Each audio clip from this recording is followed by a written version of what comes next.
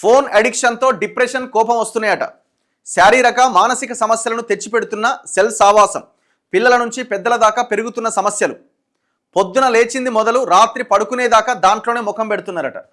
ఈ అందరిది అట్లే ఉంది సిచ్యువేషన్. ఎక్కువసేపు ఫోన్ చూడడంతో మెదడులోని వీక్ స్పాట్స్లో ఎక్కువగా డోపమైన్ రిలీజ్ అవుతుందట. ఏంది డోపమైన్? అది డ్రగ్స్ కన్నా ప్రమాదకరం అట. ఫోన్తో పాడైపోతున్న చెవులు, వంగిపోతున్న మెడ బొక్కలట. వామ్మో. ఇక ఏఐ వచ్చిన తర్వాత మరింత పెరిగిన డిజిటల్ ఎపిడమిక్, డిజిటల్ డీటాక్స్ వైపు మళ్లాల్సిందే అంటున్న నిపుణులు. డిజిటల్ డీటాక్స్ అంటే ఫోన్ చూడకపోవడం అనమాట. ఇప్పుడు తాగుడు ఉందనుకో, తాగుడు నుంచి మనం బయటపడాలి. సేమ్ అది కూడా ఇంతే, ఇది కూడా ఒక వ్యసనంలాగా మారిపోయింది అనమాట.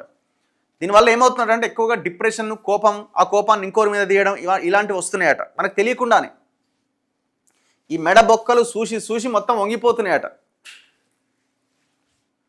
అండ్ బ్రెయిన్లో ఆ వీక్గా ఉన్నటువంటి ఆ స్పాట్స్లో డోపమైన్ అనేది రిలీజ్ అవుతుందట. ఇదంతా అనర్థాలకు దారి తీస్తున్నదట. ఒకప్పుడు పొద్దున లేవంగానే ఏ దేవుడి ఫోటోనో లేదంటే నచ్చిన వ్యక్తుల ముఖాన్ని చూసేటోళ్ళు.